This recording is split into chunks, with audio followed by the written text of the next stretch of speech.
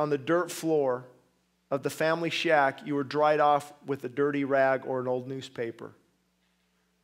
Your home was made of tarps, sheets held together by bamboo sticks.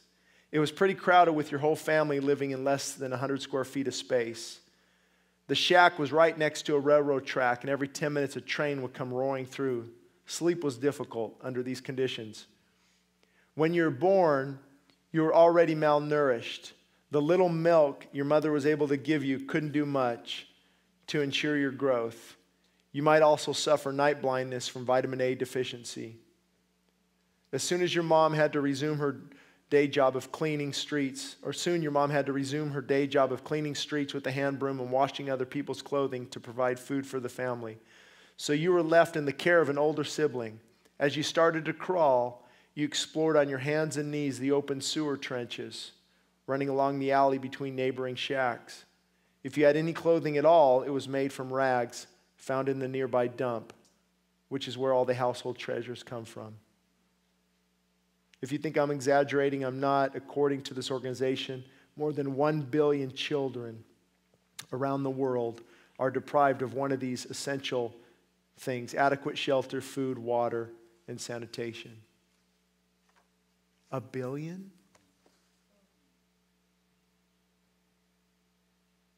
I told the first congregation, this is mind-boggling. We sit here and we have the audacity to complain about our nation or about California. Everybody wants to leave California. Why don't you go live in Calcutta?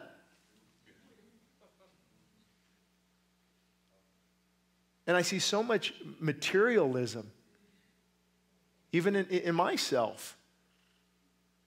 We had a hard week this week. I was telling my wife that I finally paid off my truck. You know, what does any good American go do now? Yeah, go buy a new truck. Right? Isn't that what we do?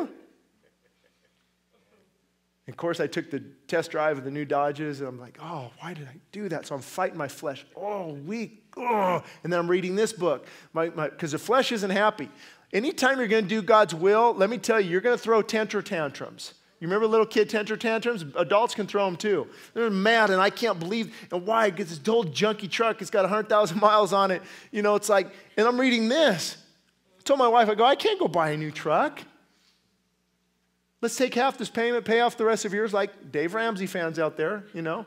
We'll do that. Then the other half, let's go help some of these families for the love of God. They don't even know what air conditioning or heating is. Remember that missionary I had speak from Africa a while back? We took him out to lunch. He doesn't even want ice in his water. He goes, ice? You guys know we don't even have ice.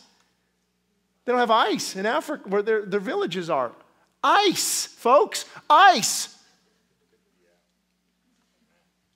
Cockroaches, normal, on dirt floors.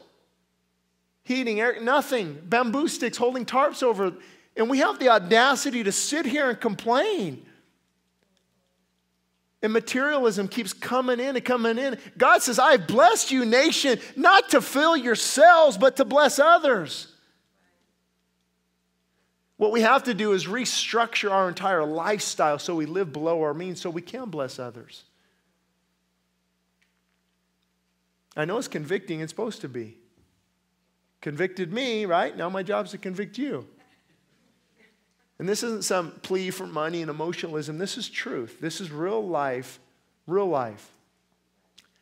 We've got stories in here. My wife will tell you we just could not believe. You may have heard on the news of the mom who sold her baby for a bag of rice in this area.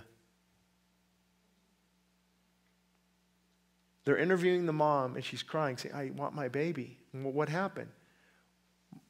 I've already lost one kid. My other kids, we're going to starve to death anyway. At least this one has a good chance to make it. It'll give us some rice to get us by. I just want my baby back. And she's crying. Folks, what do you do with that? You just push that down, suppress it, and leave here? No different? I can't. Oh, but Shane, there's so many needs. I don't care. I'm going to help at least one or two or three or four or five. And that's what we want to do. We're investing in this organization for missions. We're investing in sex trafficking here, local organizations. Of course, we're helping Grace Resources and Care. There's so many different needs that you got to pray, Lord, what do you want me to do? I mean, if I took time and talked about sex trafficking, say, oh yeah, those poor people back there. No, in New York for the Super Bowl. Folks, little girls, daddy's little girls, 10, 11, 12, 13, brought to New York and were sold.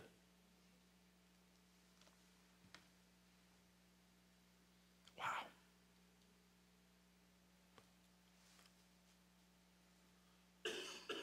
Wow. I think we need to redo our books too on the legal aspect and what happens to people who get involved with that. There needs to be serious punishment, serious ramifications. I think they rescued like 45 kids. In America, folks, America. It's a perverted, sick, dying country, and you better wake up. We better stop being so self-absorbed and self-focused and all about us and start saying, Lord, how can I make a difference? How can you make a difference? Just remove your addictions. America spends $100 billion a year on nicotine. Billions more in caffeine. Stop Starbucks and save a kid from walking in the sewer, for the love of God.